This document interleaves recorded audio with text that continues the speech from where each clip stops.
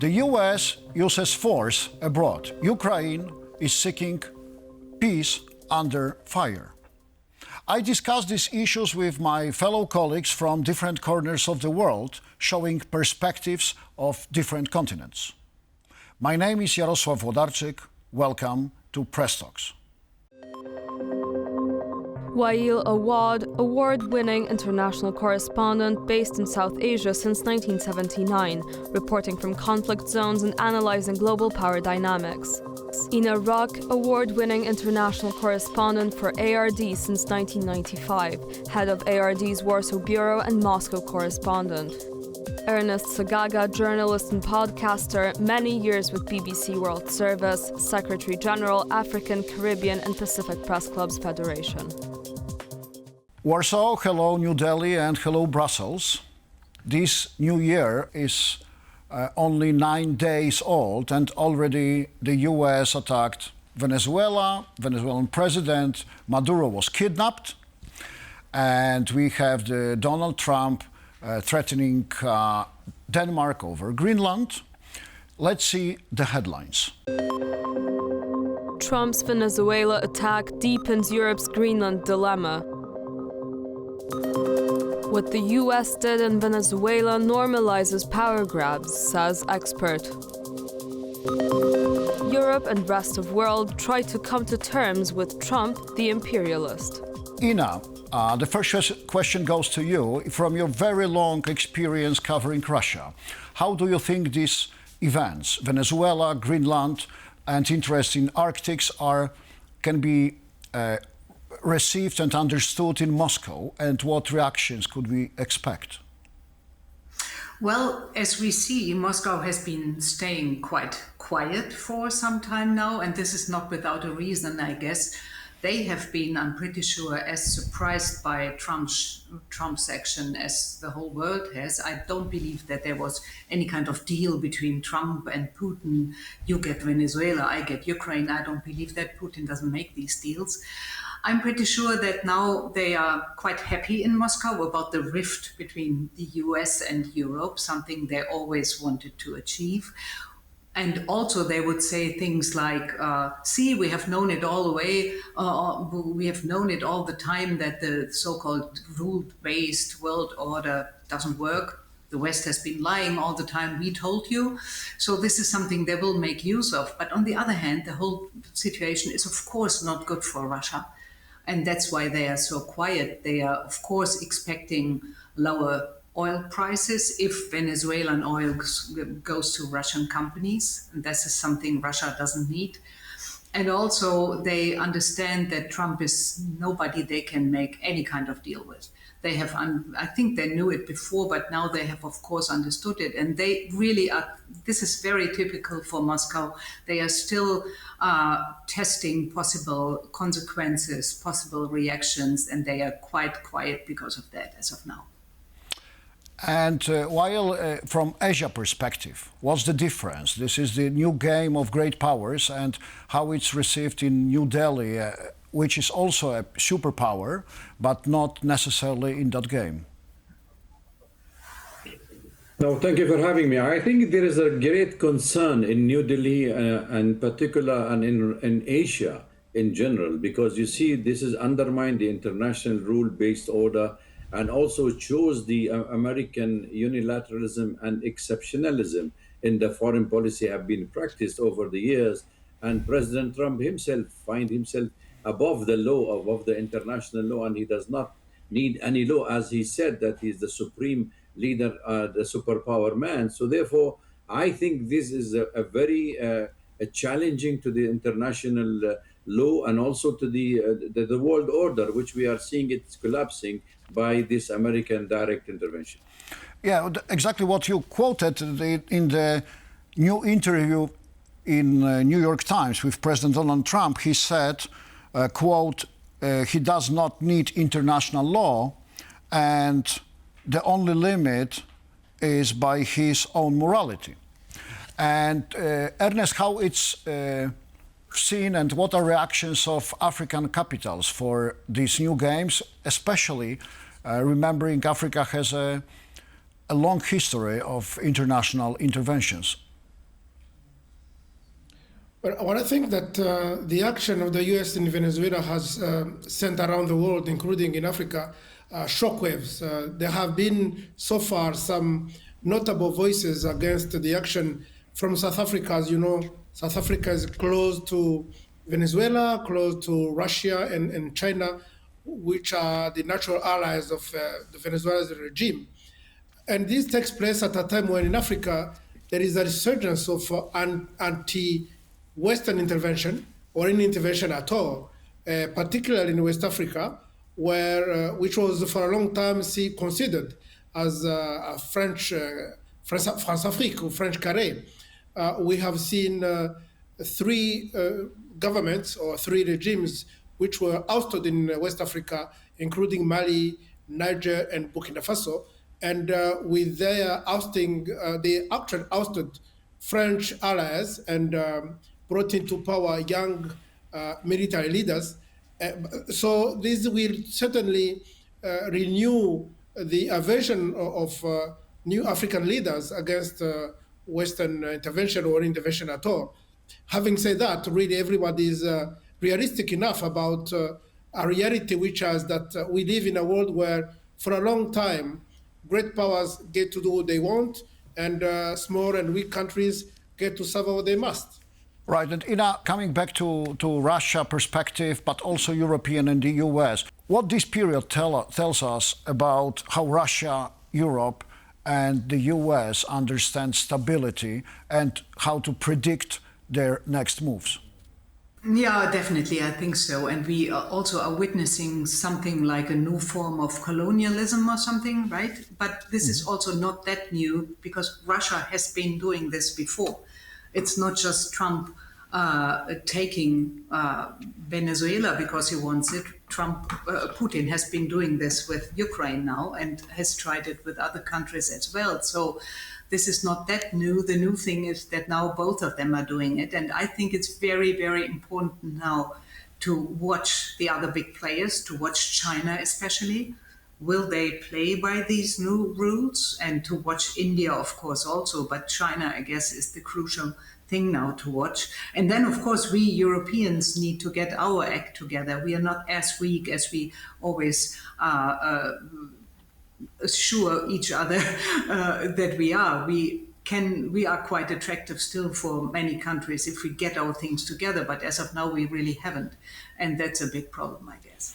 Right, so I will drop the ball from Ina to Waiel about the China. And do you think that this is the new game of superpowers and diplomacy, discussions, talks, which is very essential to European countries, is not any more effective according to the clash of Russia, China, and the US?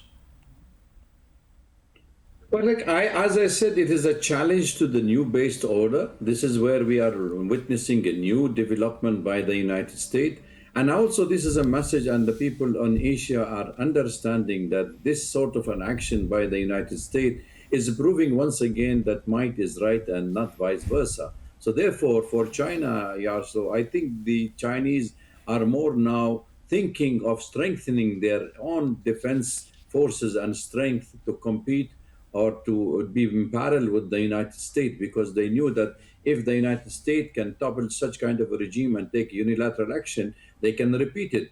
However, there are certain media who are concerned in Japan and in other part of the world. They were speaking that it may be a repetition of the Chinese to do in Taiwan. But I think the Chinese made it very clear that they will not do the American way because they feel that Taiwan is an integral part of China, and they will not go like by the fool, the Saddam Hussein, as he has been told once by the American ambassadors when she met with Saddam Hussein, that they have nothing to do with Kuwait. And when Saddam Hussein invaded Kuwait, the United States rallied the whole world behind it to liberate Kuwait from Saddam Hussein. And the rest is history. So when the American needed the world, they can call upon the international community to support and rally behind the United States, whether it is September 11 or it is invasion of Afghanistan, and then followed now by a unilateral action which is condemned by the rest of the world. And I think that is where the American internationally isolated more than ever. Thank you. And finishing that question to conclude, Ernest, I want to ask you about respect to international law. This is especially important in Africa, but all over the world. And can we still rely on international law? I think we must rely on international law because that's the only framework in which both weak but also strong countries can cooperate, can interact in any ordinary manner. But I think we need to stress that, as Boutros Ghali, former UN Secretary General, once said in 1992, I believe, that when he talked about absolute sovereignty, he simply said it never existed because he knew, and I think he was right, that smaller countries will always suffer from interference from strong countries. The problem is now, usually international law is only applied through multilateral institutions, which are getting weaker and weaker. And I think that's why we need to work harder to make sure that they are fit for their purpose. Thank you. We will close this topic and now move to Ukraine, or rather peace talks in Paris. Let's see the headlines. Ukraine's allies pledge robust security guarantees after Russian war ends. Zelensky says U.S. security guarantees document set to be finalized with Trump. UK and France agree to deploy forces to Ukraine in the event of a peace deal. Again, I will ask in our first question, do you have a feeling that Europe can give Ukraine realistic guarantees without full membership in NATO? Well, on the military side, I'm no military expert, so I can't really answer that question. But of course, it's going to be a tough job without the Americans to militarily defend Ukraine. But there's more than the military aspect. There's also the public opinion aspect. You need the people behind that if you want to do it. And when Bundeskanzler Merz, the German chancellor, came home from these peace negotiations and said that, yes, Germany will take part in protecting Ukraine, we immediately had a discussion back in Germany. Because, of course, support for Ukraine is deteriorating in many countries, even in Poland here, I see, which has been one of the staunchest supporters, right? People still are beginning to see that a little bit different, which is a big problem, of course. And we also are very much prey, I guess, to very successful Russian disinformation things here, which has a campaign that has been going on for 10 years now. We still haven't got the act together to counter that properly. So it will be tough and difficult to really give guarantees to Ukraine that sound reliable. That's what I'm afraid of. All right. And while in Asian capitals, how it's read, that this is the genuine path to the ceasefire, or it's a delaying game and nothing will happen, nothing will change shortly? Well, I think they don't see the very skepticism about the outcome of this peace deal, because that means you're chopping territories of Ukraine and give it to the Russian, which is not very good, palatable to the Asian countries. And they feel this is a pose or a sort of a palliative treatment for a long haul of a war coming up again. So therefore, it does not solve the problem or give a comprehensive peace. However, there are concerns more in India and Singapore in this regard, while the Chinese have taken a kind of a position of calling for the sovereignty and integrity of Ukraine and ending of this war peacefully, while still silent on the Russian war. It is a clear indication there is a division within the Asian country about the ongoing war, about the Russian position, and also it is showing that it reflects various expert analysis on regard to the current signal towards ceasefire. It's just a kind of a reflection of a war exhausted the stakeholders or the players on the ground for both sides. So therefore, it's not seriously a durable peace. And are these talks followed by Africans? Ernest, what are the reactions and realities among decision makers and media in Africa? I think, generally speaking, African countries are kind of playing a wait and see game because it's not very clear how these so-called security measures are going to pan out in the long run. In Africa, of course, there is a sacrosanct principle, which is the non-touchable integrity of territory or territorial integrity of countries.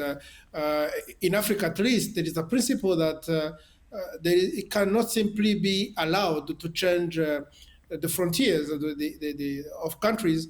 And I think if they apply that principle to what is going on in Russia and Ukraine, they would probably lean towards not giving any part of Ukraine to Russia. But of course, it's not up to them to decide. But I think, like everyone else, they are just waiting and see what will come out of these negotiations. And do you think it's questioning Western or Western European commitments to Africans, to African countries, or it's not connected in this way? So far, I don't see any connection. But of course, depending on what happens in the end, if there is indeed a kind of agreement to cede the territory to Russia by Ukraine, that may have implications in Africa, in parts of Africa, like in East Africa or even in North Africa with West Sahara and Morocco, and the conflict between Morocco, Algeria, and the Polisario movement. It may create a precedent if that happens indeed as part of a negotiated settlement between Russia and Ukraine.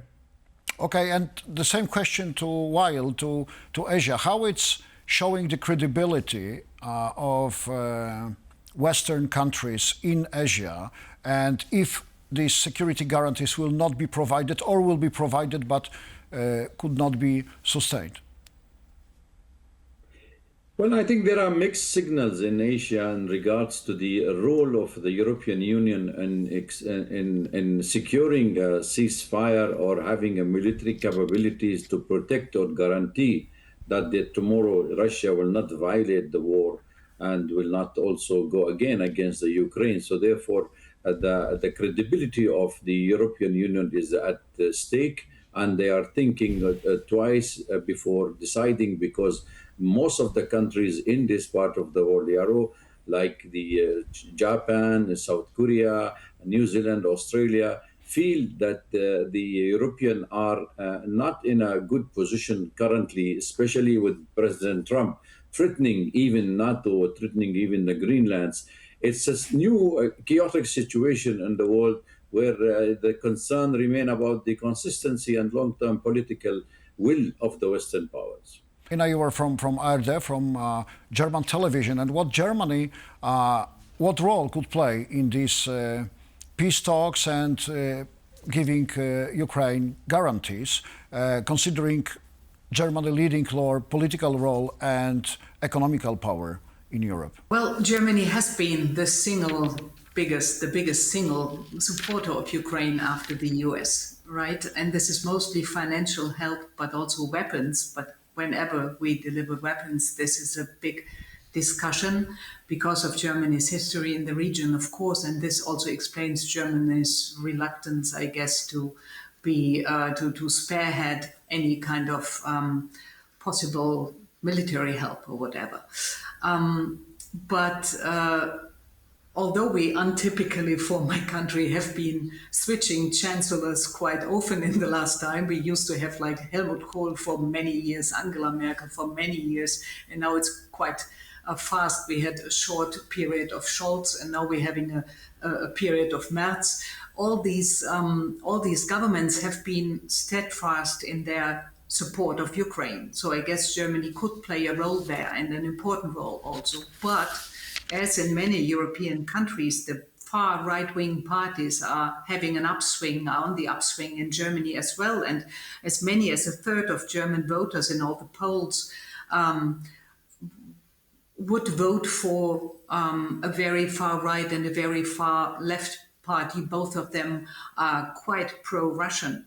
So this says a lot. And if this trend will continue, as it is doing in many European countries now, we see the far extremist or the right and even the far left parties that are not too far away from Russia or from endorsing Russia in an upswing. If that trend continues, of course, it's going to be a bleak perspective for Ukraine's support. And this is again something Russia is using. Of course, this also has to do with very successful Russian disinformation campaigns. I'm sorry to be so pessimistic here, but that's how it looks like right now. Yeah, but concluding the whole topic, are we closer to the peace or we are far? I was going to make a small intervention here because it brings to the audience that there is always a comparison between Japan in Asia will take on the Chinese as an American allies. Similarly, they think that Germany in Europe will take on Russia if any war break up. That's the comparison. I just wanted to know how much of the German anti-Russian sentiments are in Germany currently. If that is, then I'll answer your question on the Asian side. Please. Yeah, well, as I said, about a third of German voters in polls now would vote for parties that are not very much anti-Russian, which says a lot, which is something I find quite shocking. But that's how we stand right now. So as I'm now living in Poland, I see a very strong anti-Russian sentiment, something that I do not see that much in Germany. Let's move to our last topic, which is journalism, which became most dangerous worldwide. Let's see the figures of imprisoned and killed journalists. 127 journalists and media workers killed. 2025, a deadly year for journalists. This is where hate and impunity lead. 325 journalists imprisoned. I will jump directly to Ernest Sagaga. You spent a lot of years with International Federation of Journalists, being responsible for monitoring press freedom worldwide and the state of the press freedom. So what are your comments on these horrible statistics, and can we protect journalism and journalists? Well, I think everyone will recognize that these levels of violence are simply too high. And unfortunately, they have been too high for many, many years. And I think something has to be done here. And the primary responsibility, of course, lies with governments themselves, who need to do more to protect journalists while they do their job. Now, I want to refer to what we saw in Gaza, for instance, where foreign journalists were banned from Gaza. And the explanation by the Israelis was that it was for their own protection. And I want to make sure that for everybody to understand, that reason was actually not without merits. But the problem is we need protection while we do our jobs. We don't need protection by banning us from being where we need to be to do our job. But simply it was a serious recognition, and in my view, a severe indictment on the part of governments, all governments, or many governments, for their failure to live up to their international obligations to offer protection to journalists when they do their job. And we look at these figures, and at those figures of our colleagues who are behind bars, and they are simply not acceptable. Something has to happen, and I hope this is going to be a wake-up call on the part of all governments to do something to remedy this situation. That's a very good point to conclude today's program. Thank you for being with me, my fellow colleagues. Thanks for watching. Stay well. See you next time. Goodbye.